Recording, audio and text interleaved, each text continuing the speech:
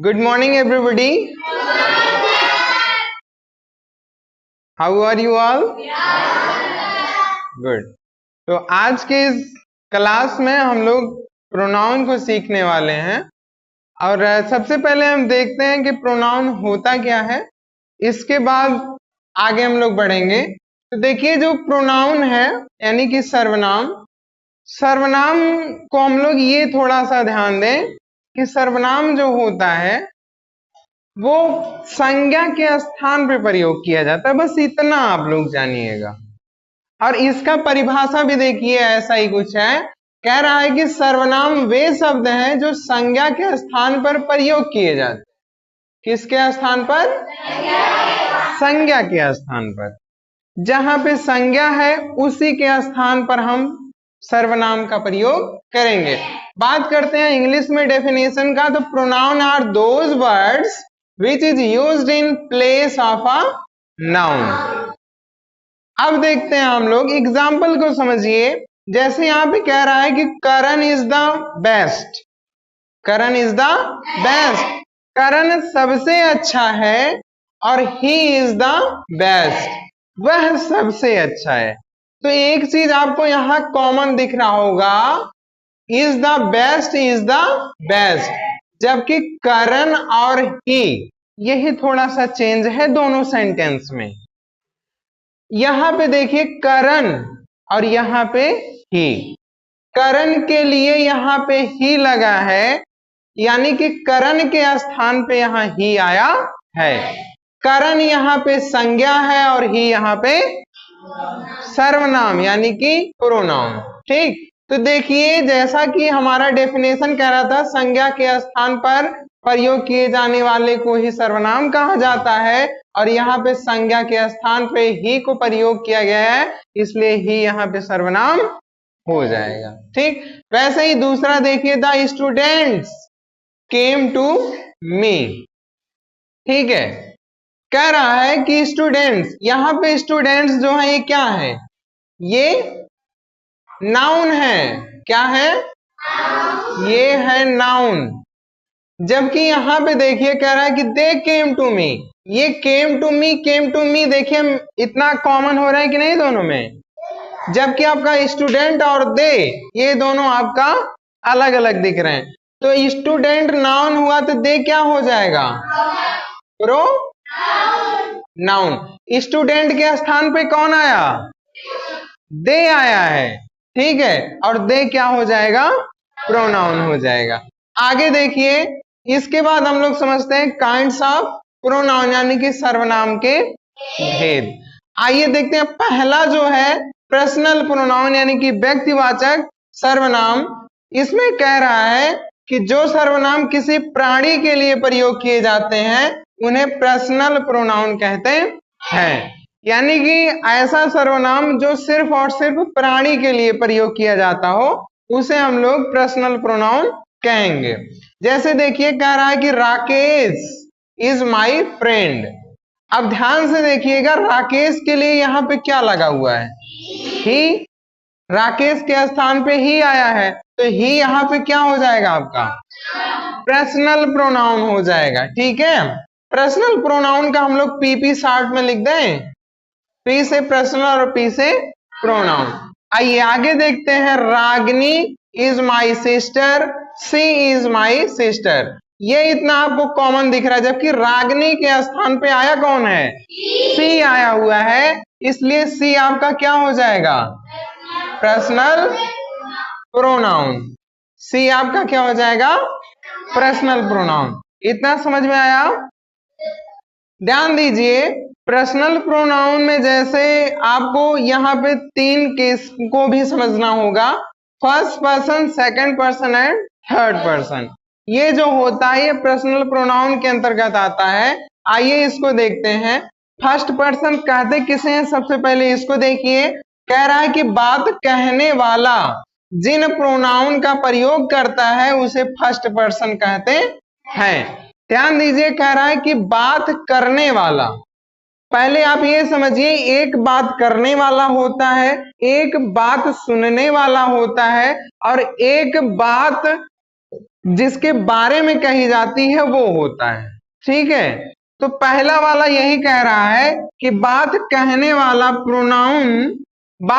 वाला जिन प्रोनाउन का प्रयोग करता है उसे फर्स्ट पर्सन कहते हैं। मतलब सीधा तात्पर्य यह है कि बात करने वाले के लिए जिन प्रोनाउन का प्रयोग किया जाता है उसे फर्स्ट पर्सन कहते हैं। शॉर्ट में आप ऐसे रख सकते हैं याद। जैसे एग्जाम्पल में देखिए, कह रहा आई माई मी, आई माई मी, ये आपके फर्स्ट पर्सन है। वी अस आवर, ये आपके फर्स्ट पर्सन है। आप अगर ऐसे ही आप ध्यान देना चाहें फर्स्ट पर्सन के लिए, तो आई और वी जो होते हैं ये फर्स्ट पर्सन होते हैं। होते तो आपके सिर्फ दो ही हैं, आई और वी, लेकिन आई से ही माई बनता है और आई से ही जो आपका मी भी बनता है। वैसे वी से अस और वी से आवर बनता है। ये आपकी जो है सब्जेक्टिव, पोजेसिव और एक ऑब्जेक्टिव, ये तीन केस होते हैं। उन तीनों केस के अकॉर्डिंग ये बनता है। समझ रहे हैं कि नहीं समझ रहे हैं? सब्जेक्टिव, ऑब्जेक्टिव और पोजेसिव। ठीक है, आइए आगे देखते हैं सेकंड पर्सन। सेकंड पर्सन में कह रहा है कि जिससे बात कही जाती है उसके लिए प्रयोग किए जाने वाले प्रोनाउन को सेकंड पर्सन कहते हैं। जैसे हम जब भी बात करते हैं तो हम किसी से बात करेंगे ना, ठीक है, किसी के बारे में अगर बात कर रहे हैं तो किसी से करेंगे हम ना। तो जिससे हम बात कर रहे हैं उसके लिए जो प्रोनाउन प्रयोग किया जाएगा उसे हम लोग कहते हैं सेकंड पर्सन। ठीक है, जैसे देखिए सेकंड पर्सन में क्या आता है, यू आता है आपका। नॉर्मली आप ये जानिए कि सेकंड पर्सन में एक ही आता है, वो होता है यू, लेकिन यू से आपका क्या बनता है, योर बनता है। ठीक, तो सेकंड पर्सन को याद ऐसे आप रख सकते हैं कि सुनने वाले के बारे में जो भी प्रोनाउन प्रयोग किया जाता है उसे सेकंड पर्सन कहा जाता है। या सेकंड पर्सन को आप ये जान लीजिए कि सेकंड पर्सन श्रोता है। ठीक, श्रोता मतलब समझते हैं ना, सुनने वाला। ठीक है, आगे देखिए तीसरा देख लीजिए आप, थर्ड पर्सन कह रहा है कि जिसके बारे में बात कही जाती है उसके लिए प्रयोग किए जाने वाले प्रोनाउन को थर्ड पर्सन कहते हैं।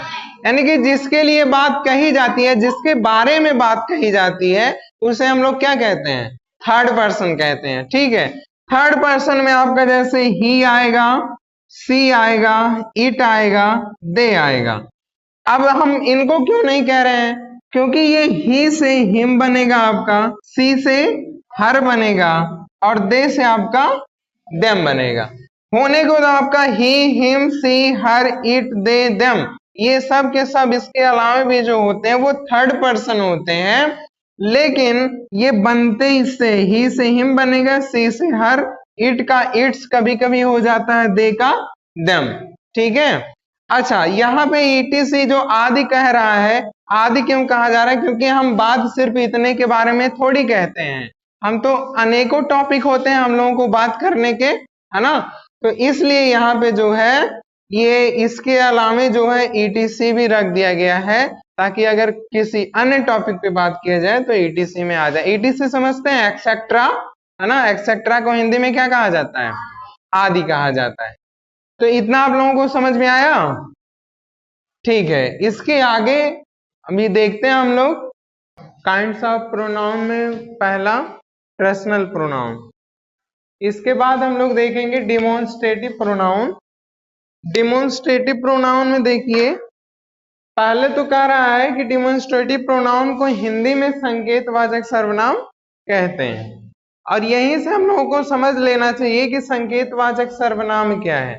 ऐसा सर्वनाम जो किसी संज्ञा की तरफ संकेत करे वही संकेतवाचक सर्वनाम होता है। डेफिनेशन में वही देखिए कह रहा है, जो प्रोनाउन किसी नाउन की ओर संकेत करते हैं उसे डिमॉन्स्ट्रेटिव प्रोनाउन कहते हैं।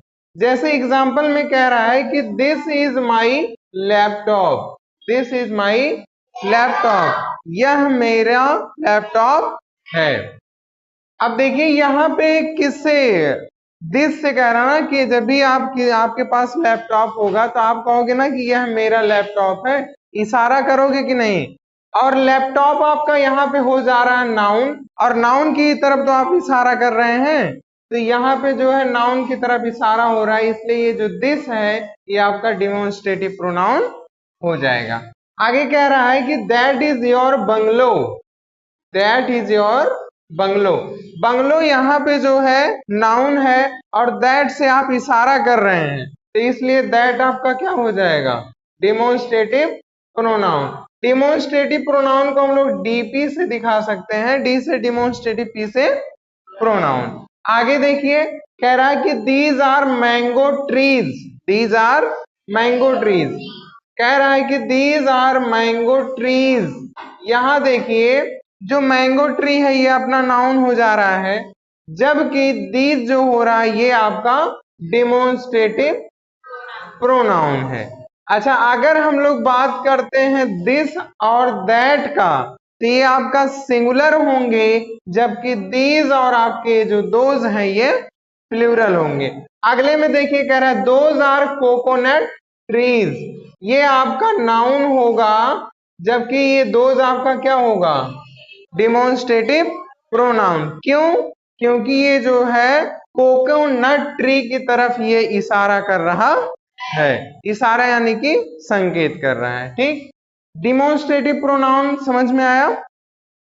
थोड़ा सा इसमें नोट देखिए क्या कह रहा है। नोट में कह रहा है कि डिमोन्स्ट्रेटिव प्रोनाउन के बाद क्रिया यानी कि वर्ब का प्रयोग होता है जब ये सब्जेक्ट होता है। ध्यान दीजिए यहाँ पे आपको दिस, दैट, दीज और दोज आपको सब्जेक्ट के रूप में दिखाई दे रहे हैं, और उसके जस्ट तुरंत बाद आपको इज, यहाँ पे इज, आर और आर, आपको यहाँ पे क्रिया दिखाई दे रही होगी। ठीक है, तो ये नोट आपको यही बताता है कि डिमोन्स्ट्रेटिव प्रोनाउन के बाद क्रिया का प्रयोग होगा जब ये सब्जेक्ट होगा। अगर सब्जेक्ट नहीं होगा तो वहां जो है फिर अलग रूल लग जाएगा। ठीक, आगे हम लोग बढ़ते हैं रिफ्लेक्सिव प्रोनाउन पे। रिफ्लेक्सिव प्रोनाउन को हिंदी में निजवाचक सर्वनाम कहा जाता है।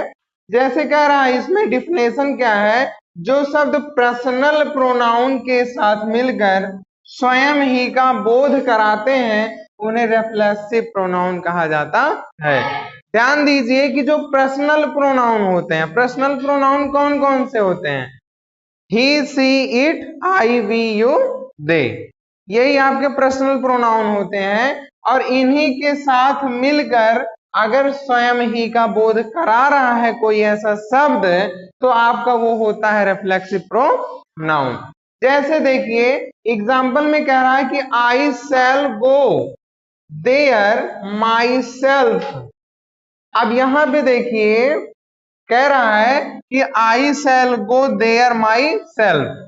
अब यहां ध्यान दीजिएगा आई जो है ये है क्या, आई आपका यहाँ पे है पर्सनल प्रोनाउन, और आई से मिलके बना है माई सेल्फ, क्योंकि आई, माई, मी होता है कि नहीं होता है, तो उसी से बना है, आई से माई बना है और माई से बन गया है माई सेल्फ। तो पर्सनल प्रोनाउन से बन गया आपका यहाँ पे ये रिफ्लेक्सिव प्रोनाउन।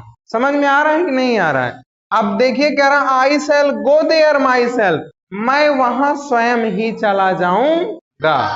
जैसे आप किसी से कहते हैं ना कि आपकी जरूरत नहीं है, मैं वहां अपने से ही चला जाऊंगा, तुम रहने दो। समझ रहे हो कि नहीं। तो यहाँ स्वयं ही का बोध करा रहे हो कि नहीं करा रहे हो।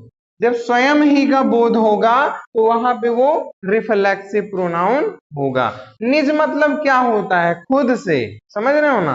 और जब खुद यानी कि स्वयं, जब स्वयं का बोध होगा तो वहां रिफ्लेक्सिव प्रोनाउन होगा। आगे देखिए दूसरा यहाँ एग्जाम्पल क्या कह रहा है कि दे डिड इट देमसेल्फ। कह रहा है कि दे मतलब वे, डिड मतलब कर लेंगे, इट मतलब इसे, देमसेल्फ मतलब स्वयं ही, वे इसे स्वयं ही कर लेंगे।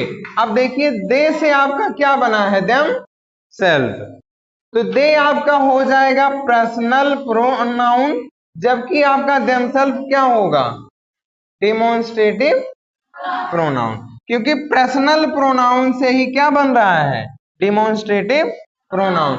हम अभी अभी रूल में पढ़े, जो सब पर्सनल प्रोनाउन के साथ मिलकर स्वयं ही का बोध कराए उसे रिफ्लेक्सिव प्रोनाउन कहेंगे। सॉरी, यहाँ पे हम लोग थोड़ा सा मिस्टेक कर रहे हैं, ये डिमोन्स्ट्रेटिव नहीं बल्कि आरपी होगा, यानी कि रिफ्लेक्सिव प्रोनाउन। ठीक, आगे देखिए, यहाँ पे कह रहा है my self, them selves, her self, it self, your selves और आवर सेल्व्स। यहाँ ध्यान दीजिएगा, यहाँ पे सेल्फ लगा है, यहाँ सेल्व्स लगा है, यहाँ सेल्फ और यहाँ सेल्व्स। ऐसा क्यों है? यहाँ पे सेल्फ तो यहाँ सेल्व्स क्यों? ध्यान दीजिएगा, आई और ही, सी, इट, इनको जो है एक वचन के कैटेगरी में रखा गया है। और एक वचन के साथ यहाँ देखिए नोट में कह रहा है एक वचन के लिए सेल्फ और बहुवचन के लिए सेल्व्स का प्रयोग किया जाता है। अब ध्यान दीजिए, यहाँ पे आई से बना है माई, लेकिन आई को यहाँ पे माना गया है एक वचन, इसलिए यहाँ लगा है सेल्फ, जबकि दे बहुवचन है इसलिए यहाँ लगा है सेल्व्स, क्योंकि बहुवचन के लिए सेल्व्स। फिर देखिए हर, सी का हर होता है ना, सी आपका एक वचन होता है और सी के लिए यहाँ यानी कि हर के लिए लगा है सेल्फ। इट एक वचन इसलिए सेल्फ, यू से योर बना है, यू आपका बहुवचन इसलिए सेल्व्स है। आवर आपका, आवर किससे बनता है? वी से बनता है, तो वी अस आवर, वी आपका बहुवचन है इसलिए आवर के साथ सेल्व्स लगेगा। ठीक है, अगला आपका है इंट्रोगेटिव प्रोनाउन। इंट्रोगेटिव प्रोनाउन को हिंदी में प्रश्नवाचक सर्वनाम कहा जाता है, और इसके हिंदी से ही आपको पता चल रहा होगा कि ये क्या कहना चाह रहा है। यह प्रश्नवाचक का मतलब क्या है? जिसमें प्रश्न पूछा जाए। तो हम इसका परिभाषा बना सकते हैं कि जो शब्द प्रश्न पूछने के लिए प्रयोग किए जाते हैं उन्हें इंट्रोगेटिव प्रोनाउन कहते हैं। आई से इंट्रोगेटिव, पी से प्रोनाउन। ठीक, एग्जाम्पल देखिए, कह रहा what is your name, what is your name. यहाँ पे व्हाट जो है आपका इंट्रोगेटिव प्रोनाउन होगा, क्योंकि व्हाट से ही आपका नाम पूछने का काम हो रहा है, तो व्हाट आपका क्या हो जाएगा? Interrogative pronoun.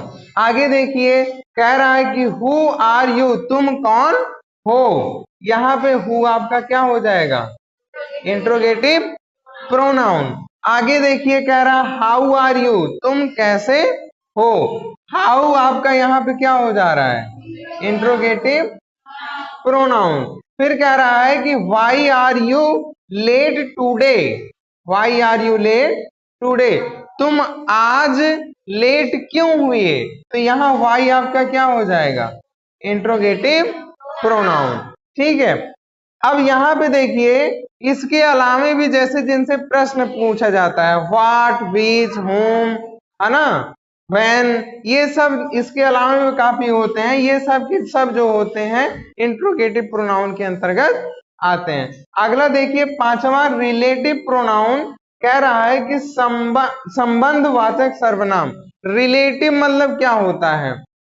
आप आप ध्यान अगर दें तो रिलेटिव मतलब रिश्तेदार भी होता है ना।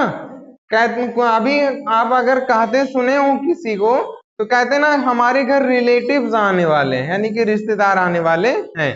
अच्छा, रिश्तेदार बनते कब? जब किसी से संबंध हमारा रहता है, भाई बहन का, चाचा चाची, फूफा फुआ एक्सेट्रा एक्सेट्रा में जब संबंध रहता है तभी तो वो रिश्तेदार बनते हैं हमारे। तो रिलेटिव मतलब क्या? आपका रिश्तेदार एक हो सकता है और वहां से आप पकड़ सकते हैं कि संबंध, जिनसे संबंध हो।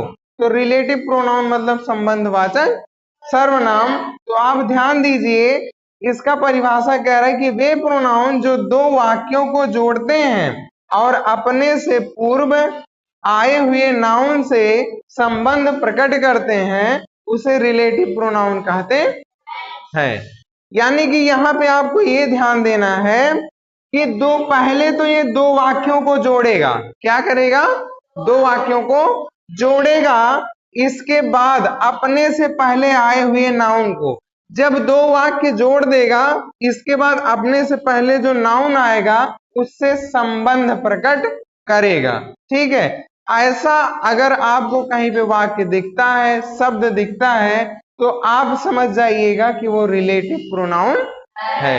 आपको यहाँ पे पहचानने का सबसे आसान तरीका यह है कि यहाँ आपको दो सेंटेंस देखने को मिलेंगे, हो सकता है छोटे छोटे या फिर बड़े बड़े।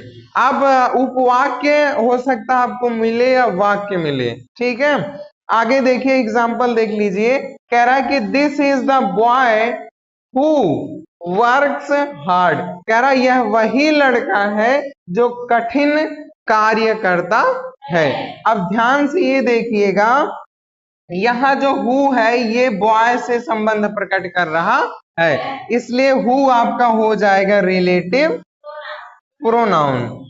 रिलेटिव RAP कर रहे हैं क्योंकि हम लोग रिफ्लेक्सिव के लिए RP किए हैं, है ना, इसलिए RAP कर दे रहे हैं। RA से रिलेटिव और P से प्रोनाउन। आगे देखिए, कह रहा है कि this is the book which I gifted you yesterday. कह रहा है यह वही बुक है जिसे मैंने कल तुम्हें उपहार दिया था। अब ध्यान दीजिए, विच जो है ये बुक से संबंध प्रकट कर रहा है, और ये जो विच हो जाएगा आपका, ये आपका रिलेटिव प्रोनाउन हो जाएगा।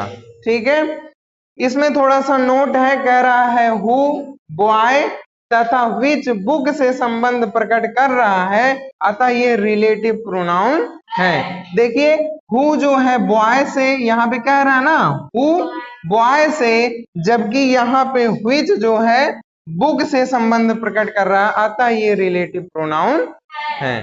ठीक है, इतना समझ में आया आप लोगों को? देखिए उसके आगे 6वां देखिए क्या कह रहा है, एम्फैटिक प्रोनाउन यानी कि दृढ़ता सूचक सर्वनाम। देखिए डेफिनेशन में कह रहा है कि जब कर्ता किसी कार्य के होने या करने पर बल देता है, इस भाव को प्रकट करने के लिए एम्फैटिक प्रोनाउन का प्रयोग करते हैं। बल देने का मतलब है कि जोर दिया जाए उस पे कि हाँ ये कार्य होना ही चाहिए। ठीक है, जैसे कह रहा है कि सी हरसेल्फ केम हियर, वह यहाँ पे स्वयं ही आई। मतलब यहाँ पे जो है हरसेल्फ से इस वाक्य में इस बात पे जोर दिया जा रहा है कि वह यहाँ पे स्वयं से आई है, उसे कोई बुलाया नहीं है, इस बात पे जोर दिया जा रहा है, इसलिए हरसेल्फ यहाँ पे आपका एम्फैटिक प्रोनाउन होगा, EP। ठीक, आगे देखिए, कह रहा है कि he himself did this work, वह इस काम को स्वयं ही कर लेगा। ठीक, वह इस काम को स्वयं ही करेगा। तो यहाँ पे देखिए हिमसेल्फ जो होगा ये आपका एम्फैटिक प्रोनाउन हो जाएगा। ठीक, आगे देखिए 7वां कह रहा है डिस्ट्रीब्यूटिव प्रोनाउन यानी कि विभाग सूचक सर्वनाम। इसमें कह रहा है कि जिस प्रोनाउन का प्रयोग दो या दो से अधिक व्यक्तियों या वस्तुओं में से एक या एक भी नहीं, ये चीजें आपको थोड़ी सी ध्यान देनी है। जिस प्रोनाउन का प्रयोग दो या दो से अधिक व्यक्तियों या वस्तुओं में से एक या एक भी नहीं का बोध कराने के लिए किया जाता है, उसे विभाग सूचक सर्वनाम कहा जाता है। मतलब आप ये ध्यान दीजिए कि आप शुरू में जब उस सेंटेंस को पढ़ेंगे तो आपको लगेगा कि दो या दो से अधिक व्यक्ति या वस्तु हैं, लेकिन बाद में उनमें से पता चलेगा आपको कि एक या एक भी का नहीं बोध हो रहा है उनमें से। ठीक, जैसे देखिए कह रहा है ईच मतलब प्रत्येक, ऑफ द टू प्लेयर्स मतलब दो खिलाड़ी, हैड प्लेड वेल मतलब अच्छा खेले। कह रहा कि प्रत्येक खिलाड़ियों में से दो खिलाड़ियों ने अच्छा खेला। अब यहाँ पे थे तो बहुत अधिक, दो से अधिक थे, लेकिन खेले कितने? दो। तो यहाँ पे ईच जो होगा ये आपका डिस्ट्रीब्यूटिव प्रोनाउन हो जाएगा। आगे देखिए कह रहा है none of the four girls, none of the four girls has helped me, कह रहा है कि 4 लड़कियों में से किसी ने भी मेरी मदद नहीं की। अब ध्यान दो, 2 या 2 से अधिक 4 है कि नहीं है? 2 या 2 से अधिक 4 है ना, लेकिन मदद किसी ने नहीं किया। नन मतलब किसी ने भी नहीं। और यहाँ पे कह रहा है एक या एक भी नहीं। जब किसी ने नहीं किया तो एक या एक भी नहीं हो जा रहा है कि नहीं हो जा रहा है? हाँ, तो वही कह रहा है, none of the 4 girls has helped me. चारों लड़कियों में से किसी ने भी मेरी मदद नहीं की। अगला देखिए, कह रहा है 8वां इंडेफिनिट प्रोनाउन अनिश्चयवाचक सर्वनाम। कह रहा है कि जिन प्रोनाउन का प्रयोग किसी अनिश्चित संज्ञा के लिए किया जाता है उसे इंडेफिनिट प्रोनाउन यानी कि अनिश्चयवाचक सर्वनाम कहा जाता है। मतलब इसमें संज्ञा का पता नहीं होगा, अनिश्चित संज्ञा होगी। जैसे एग्जांपल में देखिए, कह रहा है कि someone has stolen that car, किसी ने उस कार को चुराया। अब यहाँ पे संज्ञा पता चल रहा है? नहीं पता चल रहा। किसी ने का क्या मतलब है? पता नहीं कौन है, निश्चित है। अगर यहीं पे कह देता कि Raju has stolen that car, Raju ने उस कार को चुराया है, तब ये कौन सा हो जाता? निश्चयवाचक सर्वनाम हो जाता। लेकिन जब हमें पता ही नहीं है तो यहाँ पे हम क्या करेंगे?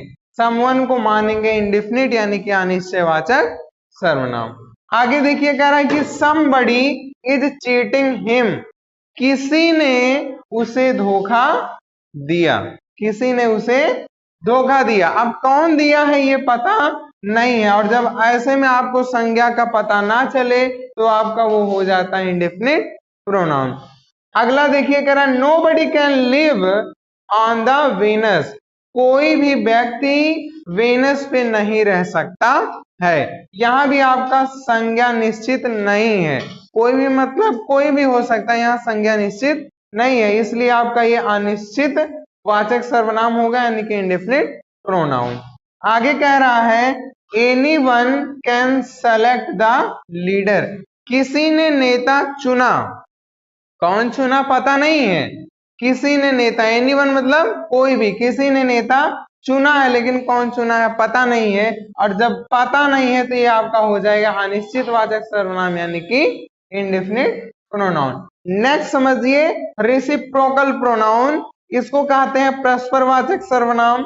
यहाँ पे आपको 2 चीजों को ध्यान रखना है, ईच अदर और वन अनदर। इन्हीं दोनों को रेसिप्रोकल प्रोनाउन कहा जाता है। ईच अदर और एन अदर को रेसिप्रोकल प्रोनाउन कहा जाता है। जैसे कह रहा है कि Rohan and Rohit help each other, Rohan और रोहित ने एक दूसरे की मदद की। मतलब रोहन ने रोहित की मदद कर दी तो रोहित ने जो है रोहन की मदद कर दी। एक दूसरे की मदद होगी कि नहीं होगी? तो यहाँ पे जो है ईच अदर जो होगा वो रेसिप्रोकल प्रोनाउन हो जाएगा। आगे कह रहा all of the students help one another, कह रहा है कि ऑल ऑफ द स्टूडेंट्स सभी विद्यार्थियों में से हेल्प ऑन वन अनदर, सभी विद्यार्थियों ने एक दूसरे की मदद की। तो यहाँ वन अनदर जो है ये आपका रेसिप्रोकल प्रोनाउन हो जाएगा। ध्यान दीजिएगा जब 2 की बात होगी तो वहां ईच अदर का प्रयोग होगा क्योंकि एक दूसरे का यहाँ करेंगे। लेकिन जब आपको संख्या का पता ही ना हो, अब स्टूडेंट्स में हो सकता है 2 4 10 हो या हो सकता है 20 50 से ज्यादा भी हो सकते हैं, है ना। तो यहाँ पे जब नहीं पता होगा तो आप वहां पे वन अनदर लगा देंगे क्योंकि यहाँ पे हम वन से दर्शाएंगे कि ये एक दूसरे की मदद कर रहे हैं। जबकि ईच अदर और वन अनदर दोनों का मतलब क्या होता है? एक दूसरे का की के आप लगा सकते, एक दूसरे का, एक दूसरे के, एक दूसरे को, ठीक है। तो यहाँ जैसे कह रहा है कि Rohit and Rohan and Rohit help each other, Rohan और रोहित ने एक दूसरे की। अब देखो एक दूसरे की शब्द आ गया कि नहीं, तो दोनों का मतलब होता है एक दूसरे की भी लगा सकते हैं, जहां आपका जैसा सेंटेंस बैठेगा। यहाँ देखिए की आ रहा है, Rohan and Rohit help each other, Rohan और रोहित ने एक दूसरे की मदद की। समझ में आया ना।